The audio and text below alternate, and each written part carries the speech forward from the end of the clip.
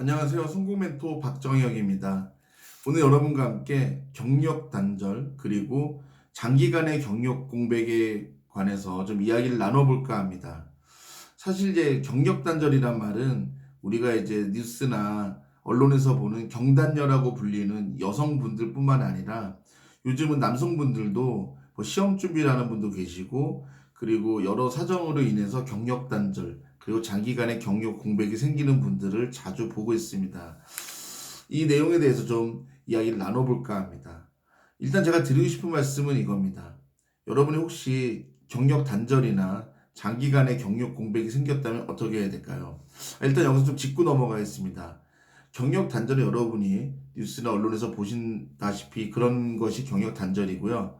그럼 장기간의 경력 공백은 뭐냐라고 물어본다면 그런 경우들이에요.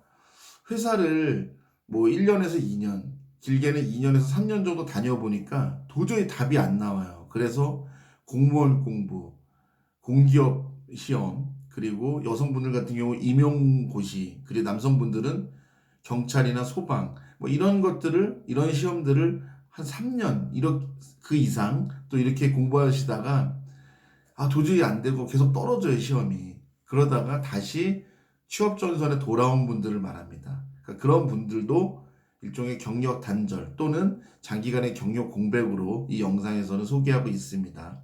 일단 용어 정리 이 정도로 했고요. 그럼 제가 이분들에 대해서 드리고 싶은 말씀이 있습니다. 큰 원칙, 대원칙을 이겁니다.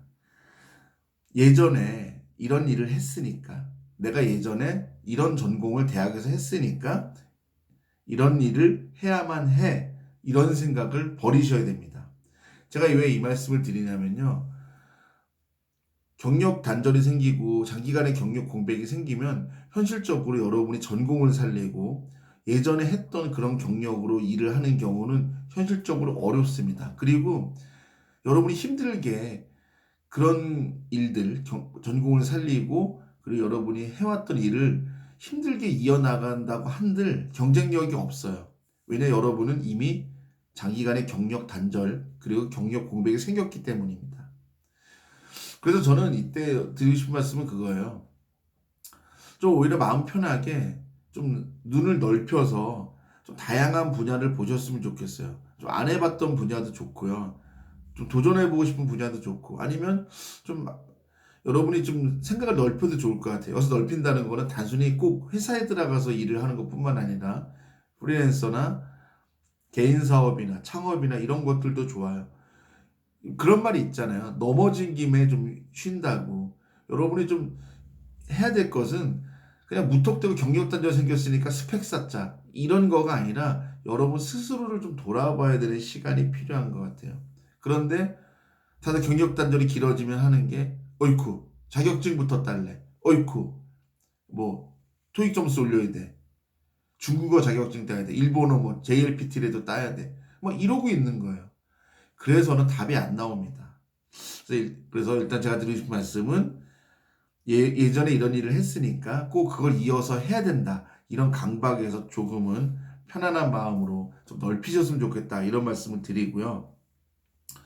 그럼에도 불구하고 이제 아까 얘기한 대로 이제 입사 말고도 길이 많다고 그랬잖아요. 그런데 이런 경우 말고 그럼에도 불구하고 나는 당장 뭐 사업을 하거나 프리랜서를 하거나 창업을 하거나 이러기는 좀 힘들어.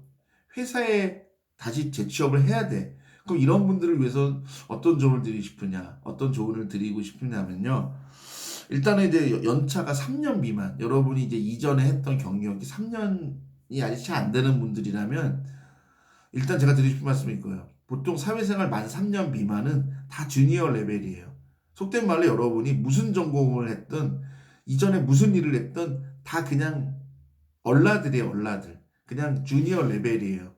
전혀 여러분 대세에 지장이 없어요. 그러니까 그냥 꼭 이 일을 했다 그런 것뿐만 아니라 그냥 여러분 전공이나 경력 상관하지 마시고 여러분이 원하는 그냥 신입사원급이나 경영 2년 미만 이런 포지션이라면은 그냥 과감하게 지원하세요. 저는 그런 거 매이지 않고 하셨으면 좋겠고요. 그리고 이제 가끔 이제 또 이제 연락을 오는 걸 좀 저에게 연락을 하시는 분들 좀 이야기를 들어보면은 한 3년, 4년 이렇게 좀 연차가 제법 있는 분들은 이제 어떡하냐라고 이제 물어본다면 일단은 이제 완전 생판 다른 분야는 할 수 없겠죠. 하지만은 좀 연관성이 있고 큰 틀에서 관련성이 있으면 조금은 넓게 지원을 하시라는 말씀을 드리고 싶습니다.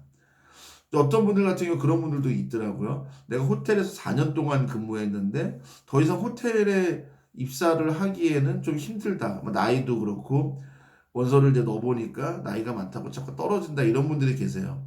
이렇다면 뭘 해야 되냐?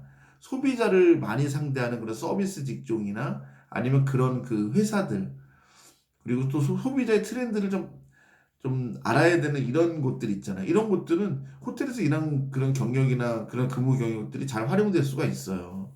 이제 물론 이제 여러분이 뭐 예를 들어서 호텔에서 대리까지 달았는데 그 전혀 다른 분야에서 지원했을 때 대리 직급을 단다. 요거는 또 회사에서 안 줄 수도 있죠, 물론. 하지만 여러분이 좀 범위를 넓혀서 한다면은 한 뭐 경력 한 1년 정도, 1, 2년 손해 보고 새로운 분야에서 또 안착을 할 수 있지 않을까라는 생각이 저는 합니다. 그리고 실제로 그런 분들 많이 보았습니다. 이제 물론 이제 제가 지금까지 드린 영상 이런 내용들이 지금 오늘 영상에서 드리는 말씀들이 모든 업종, 모든 직종, 모든 회사에 통하는 거는 결코 아닙니다. 그렇기 때문에 막 댓글로 우리 회사는 안 그렇던데 내가 있는 분야는 절대 그렇지 않던데 이런 식으로 좀 딴지 걸지 마시고 큰 틀에서 제가 말씀을 드리는 겁니다. 그러니까 이번 기회에 경력 단절이나 또 시험 준비나 이런 걸 통해서 좀 긴 시간 경력 공백이 생긴 분이라면은 조금 다른 분야에서 좀 범위를 넓혀서 아니면 또 회사 재취업뿐만 아니라 프리랜서나 개인 사업이나 창업이나 이런 다양한 분야들도 좀 둘러보셨으면 하는 바람이 있습니다.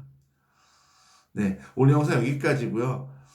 제가 사실은 좀 갑자기 영상을 찍어 보았는데 상당히 사실 제가 이 영상을 찍은 건 그거예요. 정말 질문을 많이 받아요.